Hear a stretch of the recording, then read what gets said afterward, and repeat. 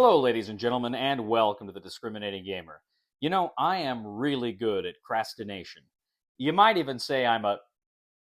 Oh, I'll tell you later. Ladies and gentlemen, today we're going to go ahead and take a look at Diluvium from Nuts Publishing.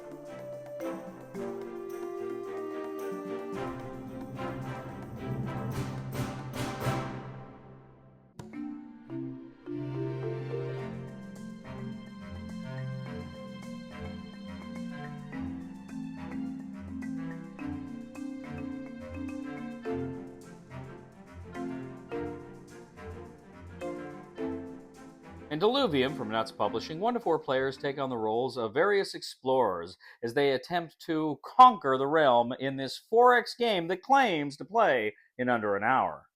Each player is going to get their own player board. This is going to have spots for cubes on top, a cylinder to track the military, and then spaces around the center for your various soldier or explorer fellows. You're also going to have 2 ships, an exploration ship and a warship that start on your home tile. Around the periphery of your player board, you also kind of have the kind of ship's wheel, which is going to be how you select actions in the game. Now, the board is made up of tiles. You start with home tiles on the board, and then you also set various tiles face up, and these are level 0, level 1, or level 2 tiles. And then you also put tiles along the periphery of the board face down. Now, the game also comes with boxes for your basic resources. These are rings, swords, and food.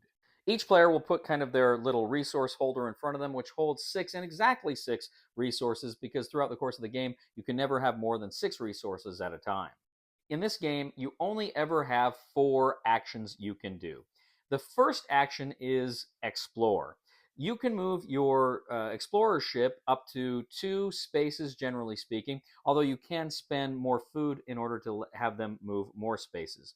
When they get to a space you want to colonize, you can drop one of your cubes on that space, and you can either just take coins or you can actually leave a settler. And you can put a settler on one of these spaces. And these spaces correspond with, again, the resources, the food, the rings, or the military. Now, during the exploration action, you can also go into one of these undiscovered areas on the board, the face down board. You have to pay the cost in food, 1 tile, one token, 2 tile, 2 token, and then you can flip that over and you can settle that area.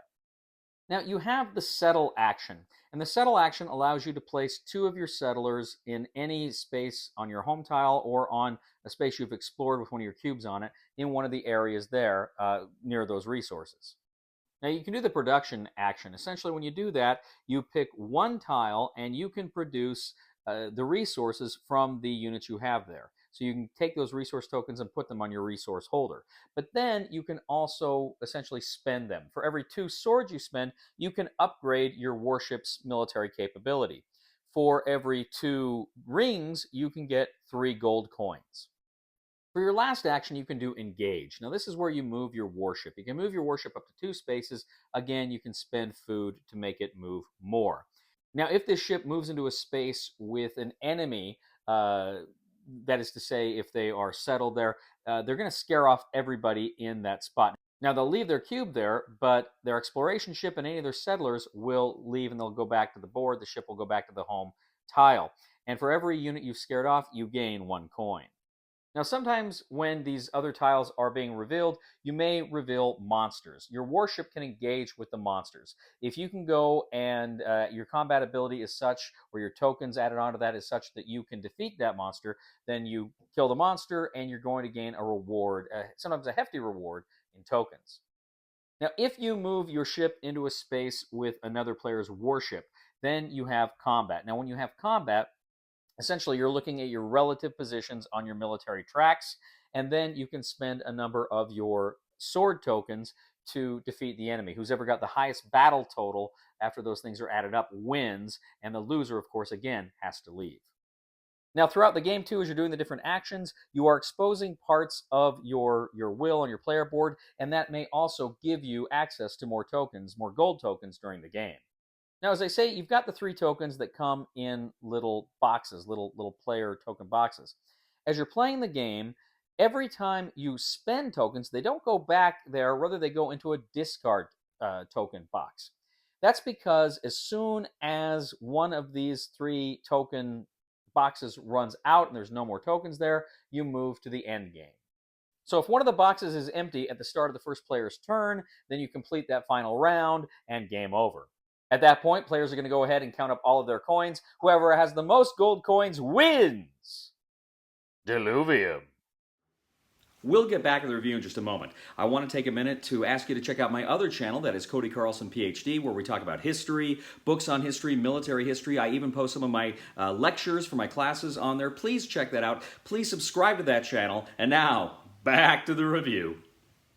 Okay, so Diluvium. This game claims to be a 4X game that plays in about an hour. I've heard claims like that before. So I was very interested to see exactly how this worked out. Well, when we played this the other night, we started a little after 7. I don't remember exactly, but maybe 10 after 7 or so. When we finished the game, it was 8:07. So yes, this game plays in about an hour, and that was a learning game. That was our first game. That was a learning game. The game is about an hour. I think that is an absolutely fair time, estimate for this game. So I was happy about that. The game really does have a 4X feel. You've only got the 4 basic actions, but you can, there's a lot of game with those 4 actions. It's interesting to see kind of, you're playing out the math in your head. How far can I get to maybe battle one of these monsters, or take out, scare people off to gain gold that way. There's a lot of different avenues to try to get the gold, which is, at the end of the day, victory points. So there's a lot of good decisions there, and what's interesting too is, like I say, you've got those 4 choices, and there's the caveat: you cannot do the same choice twice. That's why you got the will. You see where it is, you have to move it to another location. So I thought that was a very cool aspect of the game. I really liked that quite a bit. Now, the game is light. This is a very light 4X game. Of course, it would have to be if it plays in an hour. And so I think this game would probably be a good kind of gateway game to get people into these kinds of games, or maybe even younger players interested in these kinds of games. Now, I enjoyed it. I thought it was fun. But again, it was light. I kind of felt like a lot of it just boiled down to the chase for the gold, right? I would have liked, and I know I talked this about Ray, maybe more consequential factors with regard to exploration. I would have liked maybe the explorations to maybe present more and better things. As it was, it didn't feel like there was a lot of stuff there. Now, I should point out, too, there are cards. You can go to certain locations to get cards, which give you certain special abilities, and oftentimes they just allow you to move up your military track, or give you some of the other goodies on the board. I feel like there's an X factor here that I felt like the game needed, and I can't quite put my finger on it, but I felt like for me it needed a little bit more. Now, as the game is, it's a good game. I liked it. I had fun with it, but I think for someone like me who's a bit of a more of an experienced gamer, I wanted that X factor. Again, I think this game is great to introduce people to these kinds of games, 4X, or just some of these more interesting genre games, and certainly I think for young people, this would be just an outstanding game. For me, I like it. I don't know that I'm going to keep it in my collection. I may end up donating it, or see if one of my buddies wants it.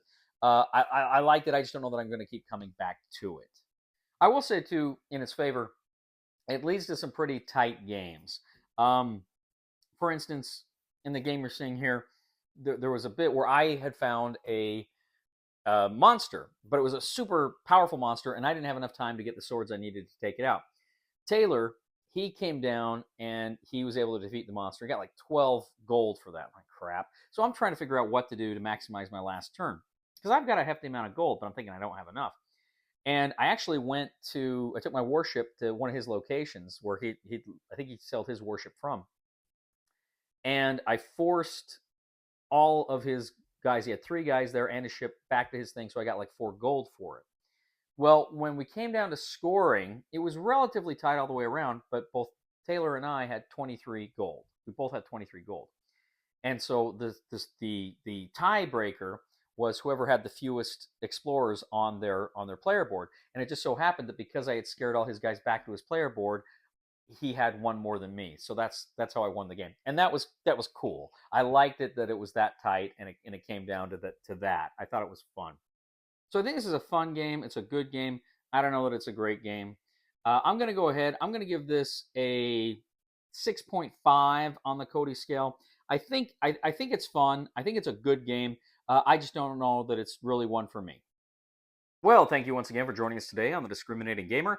As always, we'd ask you to please leave a comment here on YouTube, on Board Game Geek, on our Facebook page, or on Twitter. Please like us on social media. We really appreciate it. Please like and subscribe to us here on YouTube if you haven't done so already. We'd also ask you, ladies and gentlemen, to please give a thumb to this video on Board Game Geek. That helps us out a lot. And if you really like the content here, I'd ask you to check out my other channel. That's Cody Carlson, PhD, where we talk about military history, books on history, fun things like that. I even share some of my lectures on that channel. And also, too, if you really do enjoy this channel, I would humbly ask you to click on the Super Thanks button and leave a tip. Why did I cover my house in wrapping paper? Because I wanted to live in the present. Please somebody help me on my feet again. And I don't know where I'm going, and I don't know where I've been. Please somebody help me on the solid ground. It's a long time, and I'll be dying. Once a year I wind up in the band. God knows that I love to fight. Happy to you. Happy to you.